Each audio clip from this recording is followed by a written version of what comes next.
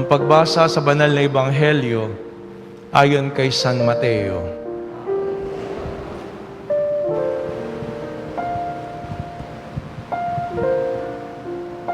Nang panahong iyon, umalis ang mga Pariseo at pinag-usapan kung paano nila masisilo si Jesus sa kanyang pananalita.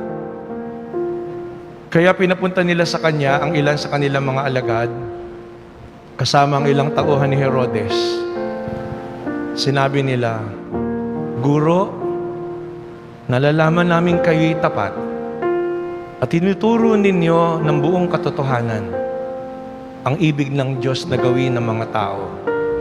Wala kayong pinangingimian sapagkat pareho ang pagtingin ninyo sa mga tao. Ano po sa palagay niyo?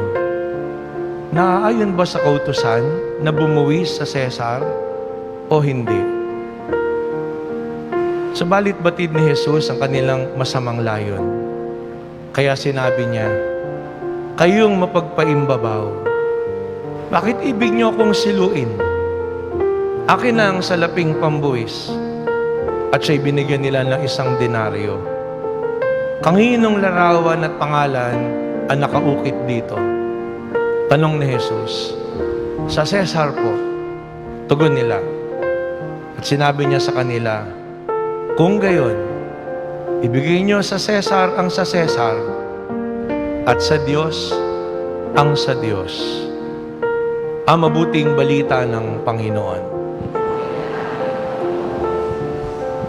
Magandang umaga po sa inyong lahat.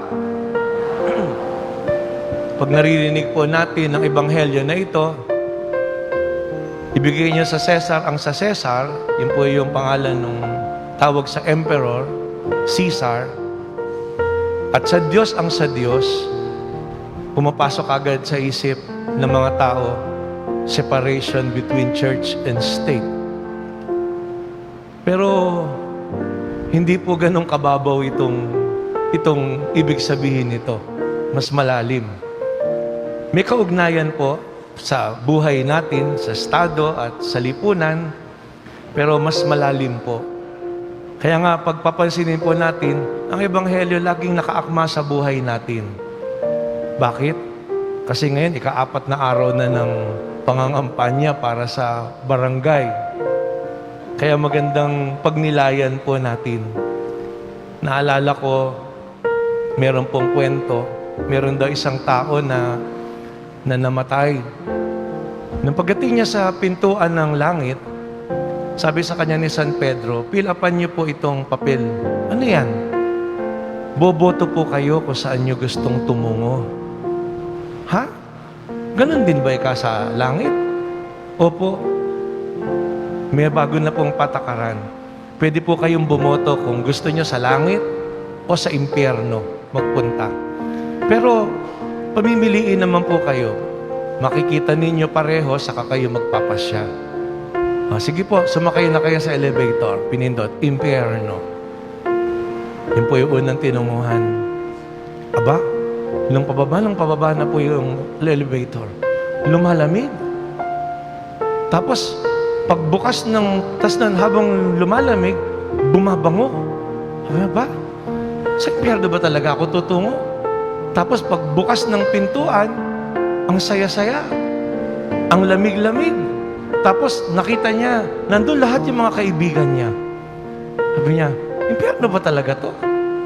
Masaya naman pala. Hindi naman pala totoo yung sinasabi ng mga pari na pangit, mabaho, mainit, mahirap, malungkot. May saya-saya eh. Ang lamig-lamig, ang ganda-ganda. So, isang araw po siya doon. Pagkaraan nun, langit naman. Sa pinindot naman, langit. Pagdating sa langit, malamig naman din. Kaya lang, nalungkot siya kasi wala siya nakitang kakilala. Bukod po doon, yung mga anghel, nasusuya siya sa kanta kasi wala namang ibang alam na kanta kundi puro Osana. Sana man lang may K-pop na kakantahin o ganyan. Puro Osana, Osana lang na Osana. So, isang araw din po siya doon. Tas, pagkaraan, sabi ni San Pedro, nakapagpasya na po ba kayo? Ano po ba ang boto ninyo? Sa langit o sa impyerno? Sabi niya, napagpasyahan ko na po, San Pedro. Sana maintindihan ninyo, ang boto ko po ay pupunta po ako sa impyerno. Sabi ni San Pedro, yan na po ba talaga ang boto ninyo? Final answer na po ba yan? Oo po, final answer na po. O sige, nilagyan siya ng indelible ink yan. Baba na siya sa impyerno. Aba, nung pababa na po yung elevator sa impyerno, umiinit. Tapos bumabaho. Tapos pagbukas niya nung pintuan sa impyerno, aba lahat nag-iiyakan, nananaghoy. Tapos nagliliyap, naglalagablab lahat. Tapos biglang may bumubunga, welcome, welcome. Sabi niya, impyerno ba to? Sabi niya, hindi mo ba ako nakikilala? Ako si Satanas. Welcome na kita ngayon sa impyerno. Sabi niya, hindi naman po ito yung impyernong tinunguhan ko. Anong impyerno? Ikaw na ka ba nagtungo? Sabi, kamakalawa po. Kamakalawa. Campaign period kasi nun eh. So, yun po yung segue doon. So, wala naman po akong pinatutungkulan. Ang ebanghelyo po natin ngayon, dalawang salita pong aral. Sincerity and fidelity. Bigay kay Cesar ang sa Cesar, ibigay sa Diyos ang sa Diyos. Ang sa Cesar at sa Diyos, ang kailangan po natin, unang-una, sincerity. Kaya nga nang lumapit yung mga Pariseo, ang ganda-ganda na sinasabi. Ang tatamis ng dila nung nanunuyo. Guro, nalalaman namin kayo tapat. Uutuin pa nila yung Panginoon. Itinuturo niyo ang katotohanan na ibig ng Diyos na gawin ng tao. Wala po kayong pinangingimian. Tapos sa kahihirit ng tanong, ano po sa palagay niyo? Kasi gusto nila masilo ang Panginoon. Pag sinabi kasi ng Panginoon, magbigay ng buwis sa Cesar, magagalit sa kanya yung mga tao. Dahil galit sila sa mga Romano. Pag sinabi naman niya huwag magbayad ng buwis, susumbong naman nila, sasabihin nila, mga rebellion. Pero ano sagot ng Panginoon? Alam ng Panginoon ang kanilang masamang layon. Anong sabi niya? Kayong mapagpaimbabaw. Dito, pinapaalala po sa atin ng Panginoon, maging sincero tayo. Maging tapat tayo. Saan? Bigay natin kay Cesar ang sa Cesar. Maging tapat tayo sa ating mga pananagutan. Pananagutan natin sa lipunan. Kaya nga, napakahalaga ng ating yung barangay elections natin. Bakit? Kasi sila yung nasa forefront para sa paglilingkod sa bayan. Sila talaga yung tutunguhan mo, aasahan mo, at nandun na, inaasahan mo na maglilingkod. Kaya hindi lang sa kanila, kundi sa atin. Lahat tayo dapat maging tapat. Hindi lang iasa natin sa mga maglilingkod sa atin. Lahat tayo dapat naglilingkod dahil lahat tayo mamamayan. Kaya sincero. Pag sinabing sincere, sincero without wax. Walang pagkukubli. Walang pagbabalat kayo. Hindi yung mabuti ka lang kasi nanunuyo ka. Nandun talaga yung katapatan sa kalooban mo na ito. Kaya nga, napakahalaga sa pagpili natin ng mga tao. Huwag tayong pumili lang dahil kaibigan natin, o kakilala natin, o kamag-anak natin. O pugi. Di ba? May ganun eh. Ba't mo bilang, pugi! O di ba? Hindi po dapat ganun. Piliin natin yung sincero. Alam naman natin kung mababait lang kapag kami kailangan. Alam naman natin kung tunay na maglilingkod. Kaya hindi lang sila, kundi tayo din nagmamalasakit. Kaya hindi lang kay Cesar, maging sa ibang larangan natin na responsibilidad. Meron tayong mga propesyon. Doktor ka, engineer ka, abogado ka, teacher ka, o kahit sabihin, estudyante ka. Ibigay natin kay Cesar ang kay Cesar. Pagbutihin natin sa lahat ng ginagawa natin. Maging tapat tayo. maging masigasig tayo sa anumang ginagawa natin. Dahil yun yung pagbubuo. Pero alalahanin natin, hindi po natapos doon. Hindi lang ibigay mo kay Cesar ang kay Cesar. Sabi ng Panginoon, bigyan niyo ako ng pambayad sa buwis. Tapos sila yung dumukot. So doon makita niyo yung isda na hihuli sa bibig. Sila yung gustong manira sa Panginoon. Tapos sila pala yung kasabwat. Sabi ng Panginoon, kaninong mukha yun nandyan? Sa Cesar po. Ngayon, ibigay mo sa Diyos ang sa Diyos. Ang tanong po, saang mukha ng Diyos natin makikita? Saan natin makikita ang mukha ng Diyos? Tingnan mo nga yung katabi mo. Mukha bang ano yan? Mukha bang pera? Mukha bang pagkain? Di ba? Ang kailangan makita po natin, mukha ng Diyos. Alalahanin natin, sa Genesis, sabi po doon, nang likhain ng Diyos ang tao, anong sabi? Nilikha ang tao ayon sa larawan at wangis ng Diyos. Tingnan nyo nga uli ang katabi nyo. Yan. Kailangang makita natin, ipakita natin sa bawat isa, nasa atin ang larawan at wangis ng Diyos. At ano po yung larawan at wangis na yon ng Diyos? Pag-ibig. Kaya nga kung ibigay kay Cesar ang kay Cesar, ibigay sa Diyos ang sa Diyos, ilan na ibibigay natin sa Diyos? Hindi po ikapo. Sa lumang tipan, tinuturo yun. Magbigay kayo na ikapo. Hanggang ngayon, mayroong iba, nagtuturo sa ibigay niya ikapo.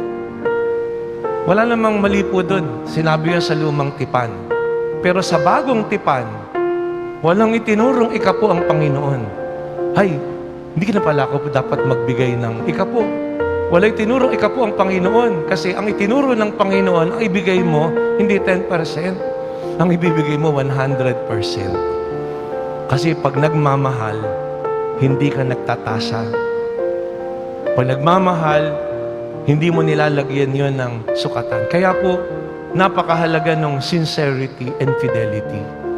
Sa paglilingkod natin sa Diyos, sa pagmamahal natin sa Panginoon, nandun, pinamamalas natin dapat yung pag-ibig ng Diyos sa lahat ng ginagawa natin. Sa paglilingkod natin sa lipunan, sa pagsunod natin sa mga batas, sa pagtupad natin sa ating mga pananagutan araw-araw.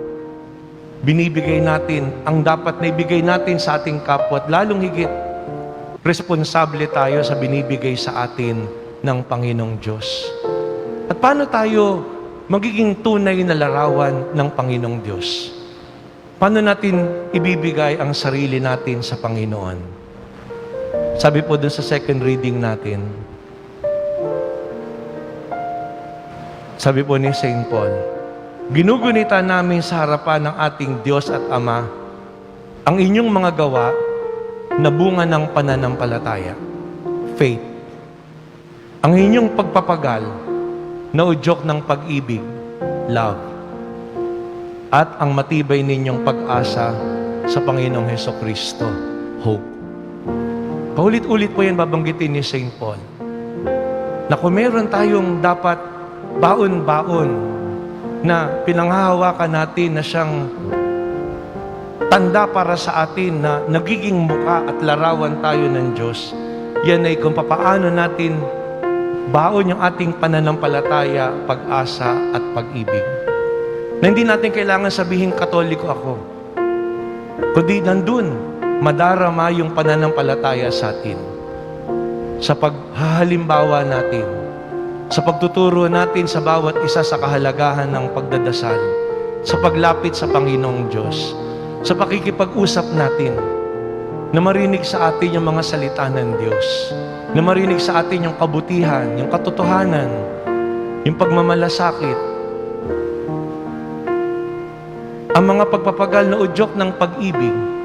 Hindi po sapat na sabihin mo lang, mahal mo lang, kundi nandun, nagtsatsaga ka, nandun na naglilingkod ka, nandun na tumutulong ka, dumadamay ka. Hindi lang dahil meron kang kailangan, at nandun yung pag-asa Sa ating pakikipag-usap, paano tayo nagiging inspirasyon? Paano tayo nagpapalakas ng loob? Baka mamaya, wala tayong ginawa kundi manlait. Wala tayong ginawa kundi magsinungaling. O wala tayong ginawa kundi magmura o magmasalita na masakit sa ating kapwa. Pahihinain yan yung loob ng bawat isa. Yan po yung dapat na sinusuri natin sa ating sarili. Yung pananalangin natin dapat laging mauwi sa pagdadasal. Sabi nga po ni Santa Teresa ng Calcutta, love is a one-way street. Nakalimutan ko pong bitbitin yung quotation, pero yun yung sinasabi niya. Madalas, alam natin sinasabi, yung pag-ibig, two-way road. Dalawa'y kayan. Nagmamahal ka, nagmamahal siya. Pero sabi ni Santa Teresa ng Calcutta, hindi. Love is a one-way street. It is always a movement from the person to the other. Na ang tunay na pagmamahal, hindi yung naghihintay ka ng kapalit, kundi nandun lagi, nagmumula sa puso mo. Yung naramdaman mo na pag-ibig ng Diyos, yun yung nag-uudyok sa'yo. It compels you to share that love with others. And whenever we love, we give. Pag nagmamahal tayo, lagi tayo nagbibigay. And whenever we give, we grow. Pag tumigil na tayong magmahal, pag tumigil na tayong magbigay, tumitigil tayong lumago sa ating buhay. At pag tumigil tayong lumago sa ating buhay, we can never find fulfillment. Hindi tayo magkakaroon ng tunay na kaligayahan. Kaya nga po, pag titingnan natin sa lipunan, may mga tao nagnanakaw, gumagawa ng masama. Sipin mo, dami-dami mo naman ng ninakaw, dami-dami mo namang nagawa ng kung anuan. Ba't di ka tumigil? Ganun po yun eh. Walang kasairan. Dahil yung demonyo, lililangin ka na kailangan mo pa. Na pag inisip mo sa bandang uli, saan mo dadalhin yan? Mamamatay ka. Hindi mo matadala sa impyerno yan. Anong saysay ng lahat? Pero kapag ka nandun po yung pananampalataya, pag-asa at pag-ibig, isusulit mo lahat. At ang kaligayahan mo, hindi yung naramdaman mo at biniyayaan ka. Nandun na mararamdaman mo yung tunay na biyaya, yung ibinahagi sa iyo na ipagmamalasakit mo, na ibabahagi mo sa iyong kapwa. Sa pagpapatuloy ng ating pagdiriwang, hilingin natin sa Panginoon, laging liwanagan ang ating pag-iisip, laging palawakin ang ating mga puso upang ang pananalangin natin tunay na maging mabunga. Na sa mga tao na makakadaupalad natin, makakasalamuhan natin, may padama lagi natin ang presensya ng Diyos sa ating pananampalataya, sa ating pag-aakay, sa ating paghahalimbawa, sa ating pagbibigay ng pag-asa, sa pagpapalakas natin ng loob, sa pagtulong natin sa ating kapwa, sa pagdamay natin sa ating kapwa, at lalong higit sa ating matapat na pagmamalasakit sa ating kapwa, sa ating paglilingkod ng may katapatan sa bawat isa.